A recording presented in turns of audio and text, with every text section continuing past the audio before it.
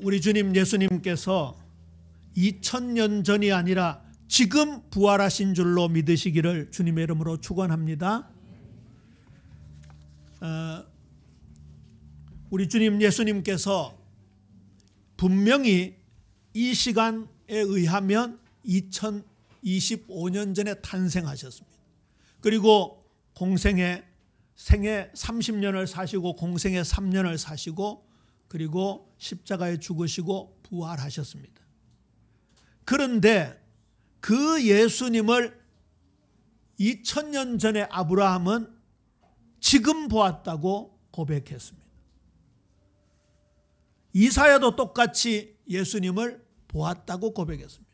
다윗은 800년 전에 예수님을, 약 1000년 전에 예수님을 자신의 삶에 그대로 투영하면서 살았습니다.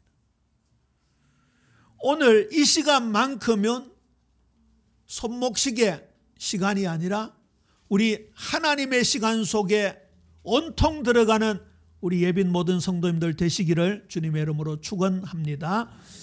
하나님의 시간은 언제나 현재입니다. 영원합니다. 자, 그러면 이 구도에 따라서 우리가 다시 오시는 재림 예수님을 어떻게 믿어야 할까요? 언젠가 오시겠습니까? 지금 오심을 믿어야 합니까? 지금 오심을 믿어야 합니다. 자, 오늘 본문은 보통 예수님의 탄생을 기념하는 성탄주일날 많이 인용하는 본문입니다. 그런데 주보에 있는 요절을 우리 함께 읽어볼까요? 주보 밑에 시작. 이는 한 아기가 우리에게 낳고 한 아들을 우리에게 주신 바 되었는데 그의 어깨에는 정사를 메었고 그의 이름은 기묘자라 모사라 전능하신 하나님이라 영존하시는 아버지라 평강의 왕이라 할 것임이라. 아멘. 여기 중에 평강의 왕은 죽음 권세, 무덤 권세, 지옥 권세, 죽은 자 가운데서 3일 만에 부활하신 예수 그리스도에게 주어지는 만왕의 왕의 놀라운 권세입니다. 예수님은 십자가의 죽으심으로 우리의 모든 죄와 저주를 담당하셨고 3일 만에 부활하심으로 하나님의 의를 우리에게 전가시켜 주셨습니다. 그래서 저와 여러분이 하나님 나라의 백성으로 살아가는 겁니다. 하나님 나라라고 할 때는 하나님의 통치의 개념이 강하다고 했죠. 저와 여러분의 남은 인생 하나님의 통치를 받는 하나님의 섭리 속에서 살아가는 여정 되어야 될 줄로 믿습니까? 부활 말씀을 통해서 이 사망 권세, 죽음의 공포를 이겨내야 할 것입니다. 저는 이 사망 권세를 이겼다 하면 가장 좋아하는 말씀 중에 하나가 히브리서 2장 14절 15절 말씀입니다. 우리 함께 찾아볼까요? 히브리서 2장 14절 15절 말씀입니다. 신약성경 355쪽이네요. 함께 읽습니다. 시작. 자녀들은 혈과 육에 속하였음에 그도 또한 같은 모양으로 혈과 육을 함께 지니심은 죽음을 통하여 죽음의 세력을 잡은 자 곧 마귀를 멸하시며 또 죽기를 무서워함으로 한평생 매여 종노릇하는 모든 자들을 놓아주려 하심이니. 아멘. 오늘 이후 일생 동안 사망 권세, 죽음에 대한 공포는 완전히 사라지는 은혜가 우리 모두에게 임하기를 주님의 이름으로 권면합니다. 죽음의 공포보다 더 큰 게 어디 있을까요? 이것만 극복해내면요, 우리 인생 진짜 탄탄대로가, 영적인 면에서 탄탄대로가 열릴 것입니다. 그동안 어두움 속에 고통받는 자들에게 이제 더 이상 어두움이 없을 것이라고 오늘 본문 1절에서 말씀하고 있습니다. 사실 이 이사야 9장 1절은 원래 원문에 보면 이사야 8장 22절에 이어서 23절에 해당됩니다. 22절에 보면 땅을 굽어보아도 환난과 흑암과 고통의 흑암뿐이리니 그들이 심한 흑암 가운데로 쫓겨 들어가리라. 9장 1절에 사이에 생략이 되어 있습니다만 그럼에도 불구하고 전에 고통받던 자들에게 더 이상 흑암이 없으리로다, 그 말입니다. 혹시 우리 사랑하는 성도님들 중에 인생의 어려움, 캄캄한 터널과 같은 상황 속에 있습니까? 오늘 모든 어두움이 다 사라지는 은혜가 풍성하게 되기를 주님의 이름으로 축복합니다. 지금 대구 시내에 눈이 있어요, 없어요? 겨울에 눈이 있어요, 없어요? 원래도 눈이 안 오지만 저 앞산이나 팔공산 꼭대기에 있던 눈이 우리가 아무리 불을 떼서 녹이려고 해도 녹일 수 없었던 그 눈이 지금 어디로 갔어요? 다 사라졌습니다.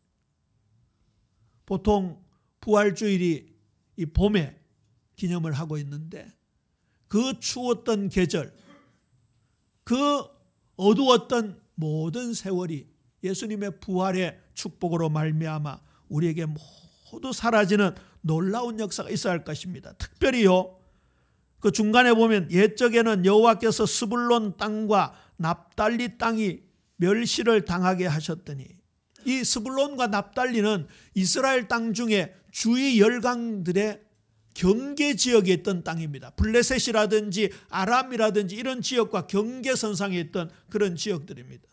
보통 국경을 마주하고 있는 마을들은 그 외침에 늘 시달렸지요.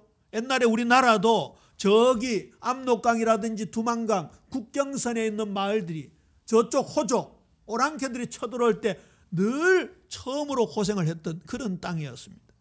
그런데 그 땅이 어떻게 되었다고요? 영화롭게 되었다고요.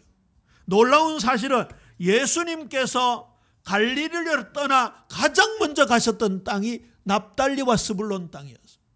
빛 되시는 예수님께서 그 어두운 땅에 가셔서 그들의 치유가 되어주시고 그들의 빛이 되어주시고 그들의 생명이 되었던 것이죠. 2절 말씀입니다. 흑암에 행하던 백성이 큰 빛을 보고 사망의 그늘진 땅에 거주하던 자에게 빛이 비치도다. 언제요? 지금입니다. 보라, 지금이 은혜 받을 만한 때요. 보라, 지금이 구원의 날이로다. 이 축복이 우리 예빛 2025년 4월 20일 11시 35분 지금 이 시간 주님의 놀라운 부활의 능력이 임하고 있는 것이죠. 말라기 4장 2절에 보면 내 이름을 경외하는 너희에게는 공의로운 해가 떠올라서 치료하는 광선을 비추리니 너희가 나가서 외양간에서 나온 송아지같이 뛰리라 하셨습니다.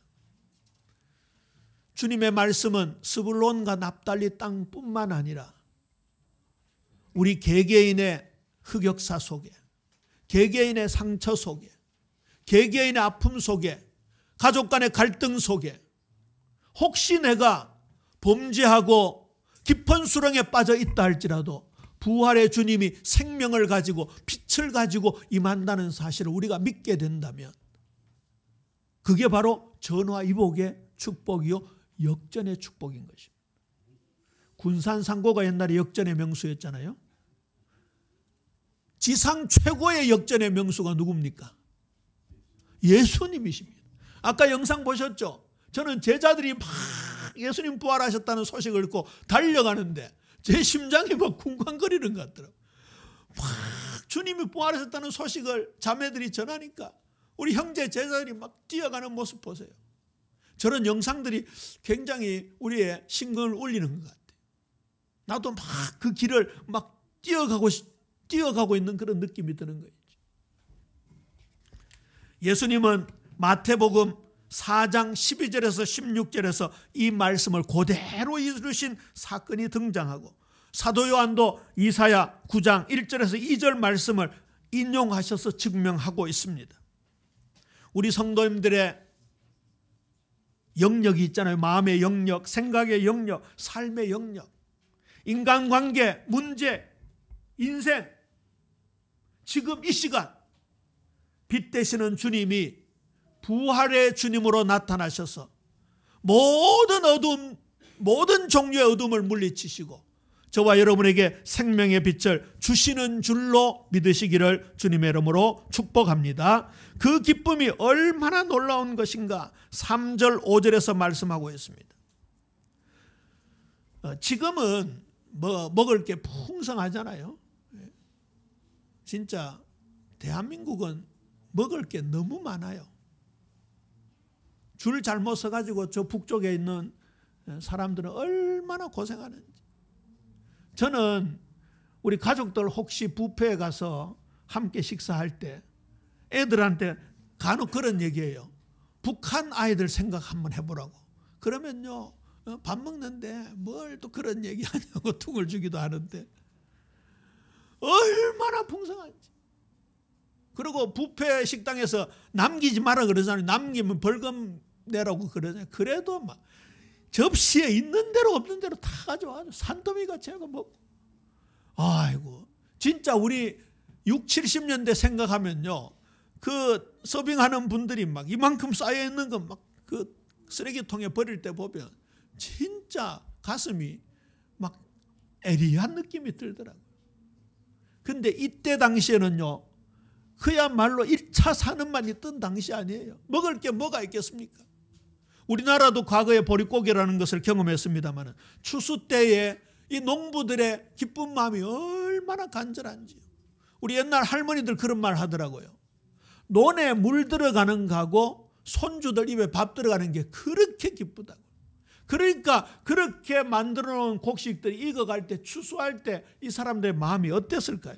그 다음에 전쟁에 가서 엎치락뒤치락하고 이겼다가 졌다가 밀렸다가 공격했다가 후퇴했다가 전진했다가 그렇게 하다가 드디어 고지를 정복하게 됩니다. 그리고 적군들을 다 무찌르고 그들이 가지고 있었던 무기들을 탈취하는 것을 전리품이라고 그러죠. 오늘 그 본문을 말씀하고 있습니다. 그런 모든 추수의 기쁨, 전리품을 탈취하는 그 기쁨을 나눌 때처럼 오늘 그 놀라운 기쁨이 우리에게도 임할 것이다 말씀하고 있습니다. 왜냐하면 그동안 아수르나 바벨론이 그들을 노예로 부려먹었잖아요. 여기 나오는 멍에와 채찍이라든지 막대기라는 것은 노예를 부릴 때 사용하는 도구였습니다. 그런데 그들에게 하나님께서 아수르 바벨론을 물리치게 하시고 그들에게 새로운 놀라운 축복을 제공하는 역사가 일어나게 되었던 것이죠. 요즘 우리가 역사서를 읽고 있잖아요. 이번 주간에는 열왕기 하를 읽게 되겠습니다만 지지난번에 얘기했던 대로 정말 흑역사가 계속 반복되고 어쩌면 그렇게 암울한 시대가 우리에게 도래되어 있는지. 오늘 또 2부 말씀 제목이 뭐예요? 악몽의 시대입니다. 악몽의 시대. 그런데 하나님께서는 선지자들을 통하여 메시아를 말씀하고 있잖아요. 오늘 2부 예배 때 자세히 함께 나누겠습니다만 그 메시아를 지금 믿느냐 아니면 이론적으로 믿느냐에 따라서 큰 차이가 나는 걸 볼 수 있습니다. 우리가 그 자유를 주시고 해방을 주시는 우리 주님 예수님을 지금 믿는 은혜를 받게 된다면 오늘 이사야 9장 3절 5절에 나오는 이 즐거움을 우리도 만끽하게 될 수 있는 것이지요. 자, 다시 우리 9절 말씀 요절인데 오늘 굉장히 중요한 본문입니다. 이사야 9장 6절 함께 읽습니다. 시작. 이는 한 아기가 우리에게 낳고 한 아들을 우리에게 주신 바 되었는데 그 어깨에는 정사를 메었고 그의 이름은 기묘자라 모사라 전능하신 하나님이라 영존하시는 아버지라 평강의 왕이라 할 것임이라. 아멘. 분명 메시아이신 예수님의 탄생에 관한 예언이지만 평강의 왕이라는 것은 사망과 지옥의 권세를 꺾으신 부활을 염두에 두고 하신 말씀이기 때문에 오늘 부활주일 메시지로 이 본문을 택했습니다. 그래서 제목을 우리 함께 읽어볼까요? 시작. 부활로 승리하셔서 평강을 주시는 예수님 믿으시게 되기를 주님의 이름으로 축복합니다. 죽음, 무덤, 지옥, 사망 권세 잡은 사탄을 예수님께서 분명히 꺾으셨습니다. 저는 이번 부활 메시지를 준비하면서 또 우리 교육부 담당하는 메시지를 하는 사모님도 영상 이것저것 보내주면서 아이들에게 뭘 보여주면 좋겠느냐 하면서 부활에 관한 영상들을 많이 보게 되었습니다. 그러다가 이제 마지막에 고른 게 이거였는데요. 예수님께서 부활하시는 장면들을 이 영화적으로 잘 묘사를 했더라고요. 그 중에 가장 많은 장면이요, 예수님이 환하게 빛으로 임하는 거예요. 물론 그 부분은 검증이 되어야 되겠지만 뭐 예수님의 수의를 발견했다는 그런 것으로 한동안 뉴스가 났었잖아요. 그때 그 수의를 발견했다는 것을 보면요, 예수님께서 세마포로 몸을 감싸고 있었는데 환한 빛으로 그렇게 비춰지면서 그 세마포에 예수님 모습이 그려졌다는 거죠. 그거는 이제 학자들 따라 여러 설들이 왔다 갔다 하고 있습니다만은 그 세마포가 발견됐다는 것이 사실이든지 거짓이든지 우리 주님 예수님은 죽음 가운데서 3일 만에 빛으로 부활하신 줄로 믿습니까? 환하게 빛으로 부활하신 거예요. 그리고 그 능력이 얼마나 컸던지 그 돌문이 완전히 밀려나갔잖아요. 로마 병정들과 그리고 유대 종교 지도자들이 예수님께서 부활하실 것을 미리 예언하셨기 때문에 그 돌문을 굳게 그렇게 닫아놓고 봉인을 단단히 해놓았지만 그 돌문은 그대로 밀려나가 버린 겁니다. 그것이 예수님의 부활의 능력이었던 것이죠. 그것으로 우리에게 평강을 주시는 놀라운 축복으로 이어지는데 오늘 예수님의 모습을 이렇게 표현합니다. 이는 한 아기가 낳고 한 아들을 우리에게 주신 바 되었는데, 성경에 기록된 글자가 아니라 우리 속에 주님이 탄생하셔야 된다는 말씀이죠. 그의 어깨에는 정사를 메었다. 통치하시는 만왕의 왕이라는 뜻입니다. 우리 은장로님 늘 국가를 위해서 기도하시면서 우리의 위정자들이 어떤 정신을 가지고 정치해야 된다고요? 하나님을 두려워하고 하나님의 속성인 정의와 공의를 가지고 이 세상을 다스려야 된다고. 사실 신불신간의 정치인들이 등장합니다마는 위로 하나님을 두려워하고 백성들을 사랑하는 그것이 진짜 정치 지도자의 모범이 되는 거지. 뭐 갑자기 우리나라가 국정 혼란이 오면서 이제 새로운 대통령을 뽑아야 되는데 이 당 저 당 이런 개념보다도 우리 예비 성도님들은 누가 하나님의 뜻에 합당한가 기도하면서 뽑아야 될 줄로 믿습니까? 그 대한민국이 하나님 손에 달려있다 그 말이에요. 그분이 혹시 불신자라 할지라도 우리가 기도해야 될 것이요, 하나님을 두려워하는 정치 지도자가 되도록 그의 정치력 손에 공의와 정의가 무엇인지 드러날 수 있도록 우리가 기도해 줘야 되는 거죠. 그 다음에 예수님의 이름이 뭡니까? 기묘자라 모사라. 영어로는 원더풀, 카운슬러 그렇게 되어 있습니다. 학자들에 따라서 원더풀하고 카운슬러를 나누는 사람도 있고 또 같이 달아서 기묘하신 조언자, 상담자 그렇게 해석하는 분도 있습니다. 마침 오늘 영어권에 사람들이 오셨는데 원더풀이라는 단어는 보통 단어가 아니죠. 그냥 일반적으로 사용하는 단어가 아닙니다. 너무나 기묘한 놀라운 것을 말할 때 사용하는 단어고요. 그 다음에 영어로 카운슬러, 우리 카운셀러라 그러죠. 상담사라 그러죠. 이게 신약으로 오면 보혜사 성령을 가리킵니다. 우리 생각을 뛰어넘는 하나님의 섭리가 우리 가운데 지속되어지게 될 때 우리 삶은 풍요로워지는 거예요. 그 미국의 억만장자 중에 한 사람이잖아요. 워렌 버핏이라고 했습니다. 그 사람하고 한번 밥 먹으려면요 33만 불을 지불해야 됩니다. 제가 33만 불을 우리 돈으로 환산해 보니까 점심 한 끼 먹는데 4억 7천만 원이에요. 한동안 그게 큰 뉴스가 됐습니다. 워렌 버핏하고 한 번 밥 먹는데 4억 7천만 원을 줘야 된다는 말은 무슨 말일까요?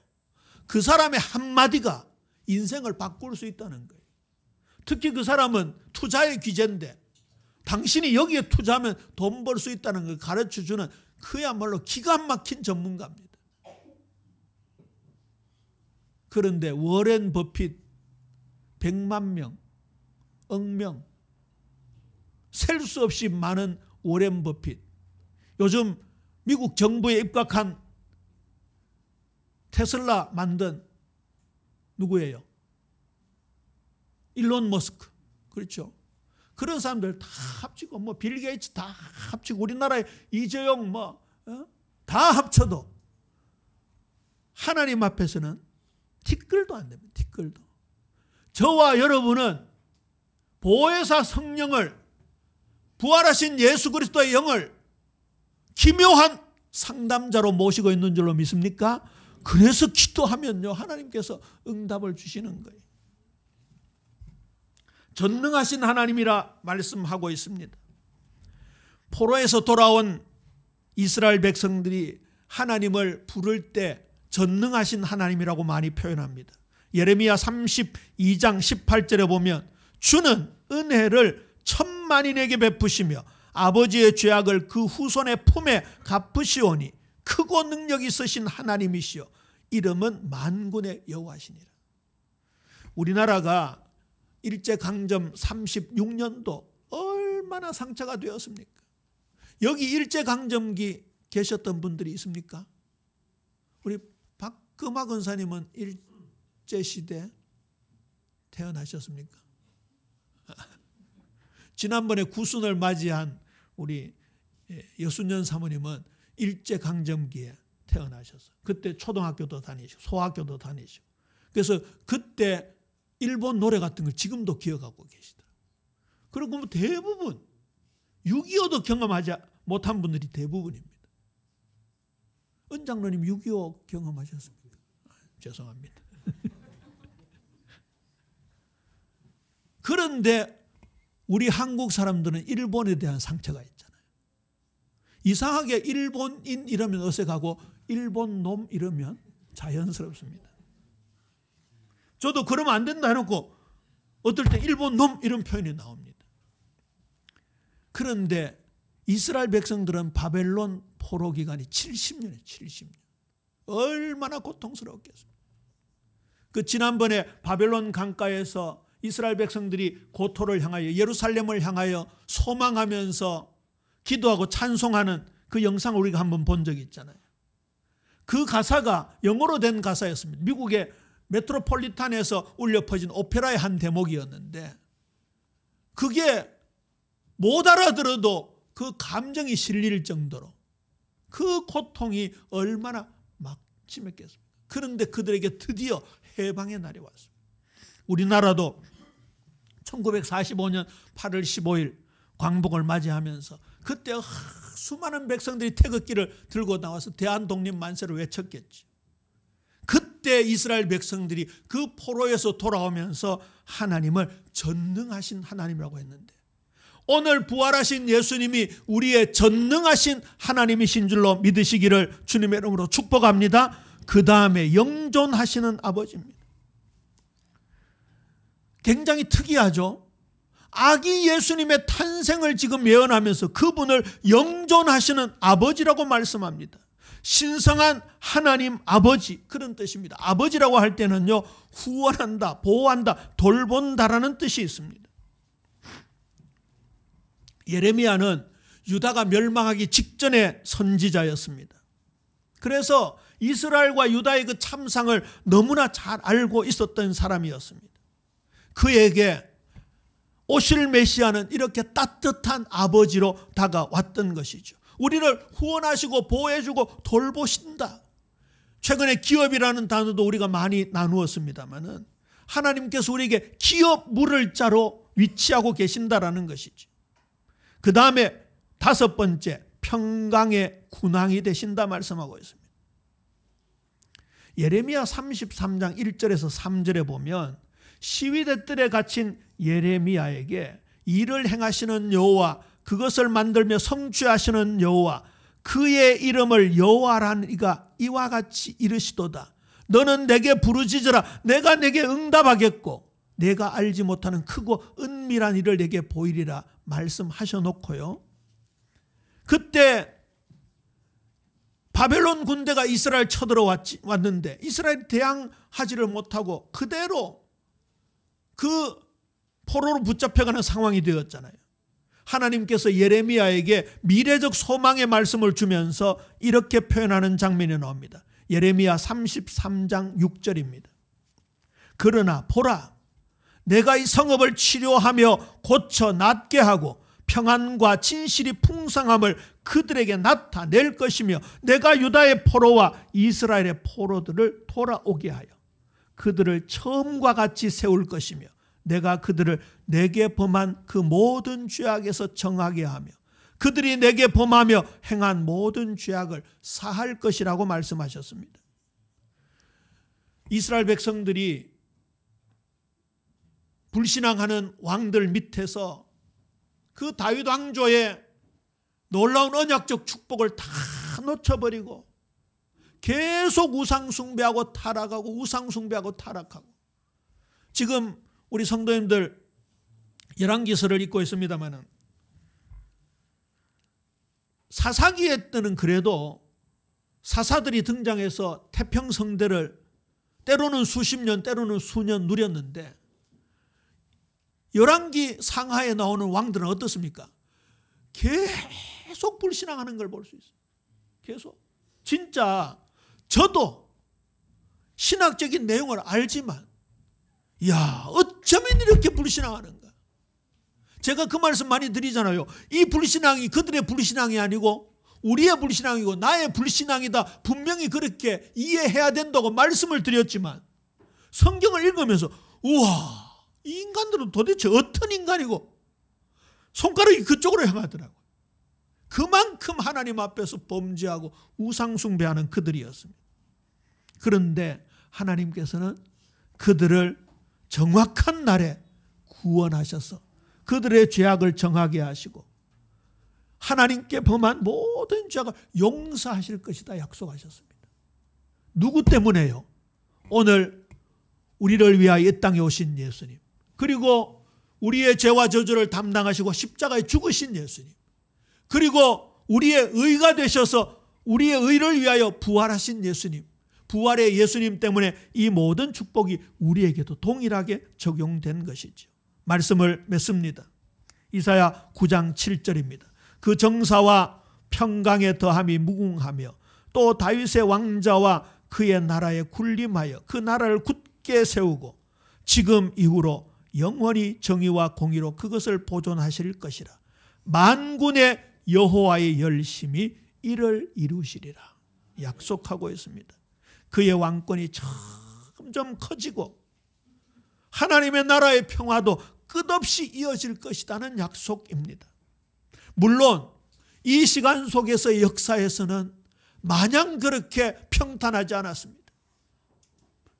이스라엘이 바벨론 아수르 포로에서 돌아와서 예루살렘 성전을 다시 건축하잖아요. 앞으로 우리가 함께 읽을 에스라 느헤미야 그 역사서에 나오는 내용들입니다. 그런데 그들은 또 우상숭배하고 또 하나님을 배반하는 장면이 나오고, 아까 말라기서 4장 말씀을 인용했습니다만 말라기 이후에 마태복음까지 400년의 공간이 암흑으로 뒤덮여 있습니다. 이스라엘 백성들이 하나님과의 영적인 깊은 교감이 없었던 그런 시대가 400년이나 펼쳐져 있었습니다. 그러면 오늘 이 말씀은 어떻게 이해해야 됩니까?